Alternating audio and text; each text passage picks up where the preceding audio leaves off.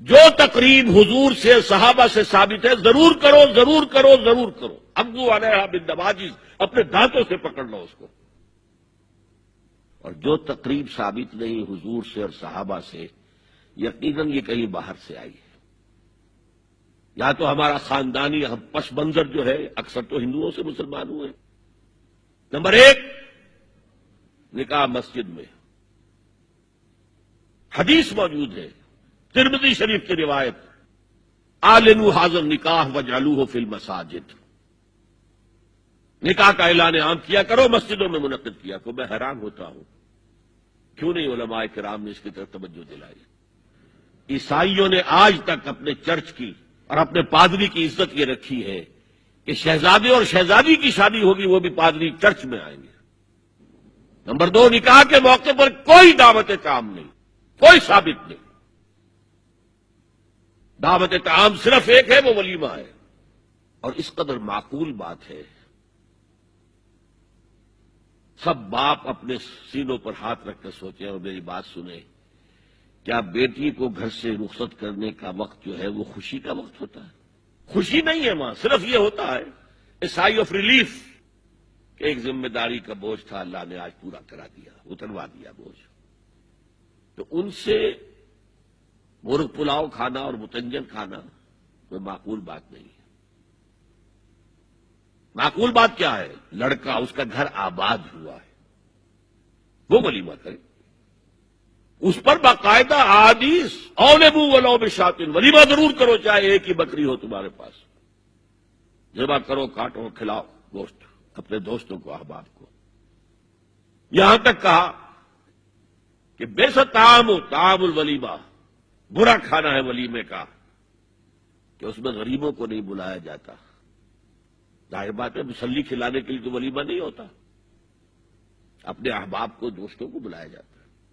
پھر بھی میں تم سے کہتا ہوں کہ جسے ولیمے کے لیے بلایا جائے وہ اگر نہیں جائے گا تو اللہ اور اس کے رسول کے حکم کی نافرمانی کرے. تو جس رسول نے اتنی تفصیل سے حکم دیا ہو ایک دعوت کا، وہ دوسری دعوت میں بھی خیر ہوتا میں بیان کرتا. جب نکاح مسجد میں اور کوئی دعوت طعام نہیں تو بارات کا تصور خلاص. بارات کس بلا کا نام ہے؟ قرآن میں تو کوئی ذکر ہی نہیں، عربی میں یہ لفظ ہی نہیں. اجتماع طرفین مسجد میں ہوا، نکاح ہوا. لڑکی کو، حضرت فاطمہ کو رضی اللہ تعالی عنہا، کچھ خواتین جا کر چھوڑ آئی تھی اس حجرے میں جو ایک انصاری صحابی نے حضرت علی کو دیا تھا. ان کا تو کوئی گھر بھی نہیں تھا. کوئی حضرت علی آئے ہوں اور آ کر ودا کرا کے لے کے گئے ہوں. چوتھی چیز، جہیز کا کوئی تصور اسلام میں نہیں. خالص ہندوانہ رسم، خالص ہندوانہ رسم، خالص ہندوانہ رسم. ہندوؤں میں کیوں ہے؟ وہ اس لیے ہے، معقول بات ہے کہ لڑکی کا وراثت میں کوئی حصہ ہی نہیں. وہ تو جب گھر سے نکل رہے وہ دے دلا کے رخصت کر دو. دان دہیج یہ خیرات ہے، لڑکی کا حق کوئی نہیں ہے گھر پر. اسلام میں تو لڑکی وارث ہے. والد فوت ہوں گے، وراثت تقسیم ہوگی. والدہ فوت ہوگی، کوئی ان کی ہے ملکیت، وہ تقسیم ہوگی. شادی کے موقع پر کوئی جہیز اسلام میں نہیں، قطعاً نہیں. غلطی سے حضرت فاطمہ کے جہیز کو جہیز کہہ دیا گیا. وہ جہیز کیا تھا؟ ایک پیسہ بھی حضور کے اپنی جیب سے نہیں تھا. اس شادی میں خاص بات کیا تھی کہ دولہا کے ولی بھی حضور ہی ہے. اور کون ہے؟ علی کا کون تھا مدینے میں؟ اور دلہن کے والد بھی حضور ہے. اب حضور پوچھتے ہیں حضرت علی سے، تمہارے پاس مہر دینے کے لیے کچھ ہے؟ عرض کیا میرے پاس تو کچھ نہیں. وہ فقراء صحابہ میں سے تھے. فرمایا مہر تو دینا ہے. تمہارے پاس ایک زرہ ہوتی تھی؟ جی ہاں زرہ تو ہے. انہوں نے یہ سمجھا زرہ تو جہاد کے لیے ہے، کوئی وہ دولت تو نہیں ہے. فرمایا جاؤ اسے بیچو یا گروی رکھ کے قرض لے کر آؤ. وہ گئے، حضرت عثمان نے خرید لی اور کچھ دنوں کے بعد واپس کر دی ہدیتاً. یہ زرہ میں ہدیہ آپ کو کر رہا ہوں. اس وقت اگر کہتے چھوڑو علی، کہاں تو لو میں پیسے دے دیتا ہوں تمہیں، تو ان کی طبیعت پر بار ہوتا.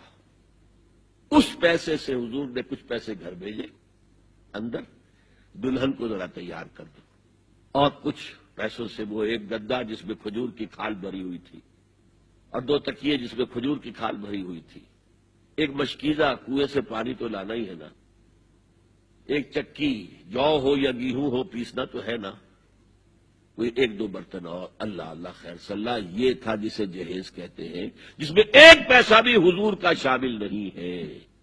وہ حضرت فاطمہ کا مہر تھا جس سے بنایا گیا، ورنہ مدینے ہی میں دوسری آپ کی صاحبزادی کا نکاح حضرت عثمان سے بھی ہوا، کہیں ذکر ہے جہیز کا؟ حضرت عثمان کا گھر بھرا ہوا، ہر چیزیں موجود، وہاں تو کسی جہیز کا تذکرہ نہیں۔ بہرحال یہ شادی کو آسان کرو، زنا کو مشکل بناؤ۔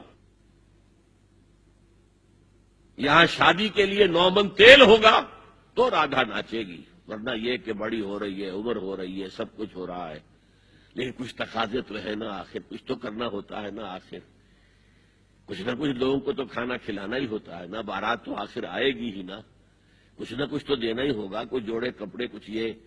اسلام کا فلسفہ جو میں نے 4-5 باتیں آپ کو بتا، فلسفہ یہ ہے کہ لڑکی کے باپ پر 1 پیسے کا بوجھ نہیں، اس نے لڑکی پال پوس کے تمہارے حوالے کر دیا، اب اور کیا چاہتے ہو تم؟ سارا مرد آزماں مرد آفرین، مرد کو چیلنج دیا ہے، تم مرد ہو، مہر تم دو گے، اور سب سے بڑھ کر کیا ہو رہا ہے آج کل بھی ہوتا ہے، وہ ہمارے ایک کچھ کام ہوتے ہیں اسلامی، وہ بھی ہے، کچھ وہی ہندوانہ پس منظر۔ نکاح کی محفل میں چھوارے کون لے کے آتا ہے؟ لڑکے والے، اور پلاؤ کن سے کھاتے ہیں؟ بھائی جس کو تمہیں مرغ پلاؤ کھلا رہا ہے وہ چھوارے نہیں بانٹ سکتا تھا؟ یہ ہے اسلام اور غیر اسلام کا امتزاج۔ چھوارے لڑکے والے لے کر آئیں گے اور پھر دعوت اڑائیں گے لڑکی والوں کی طرف سے۔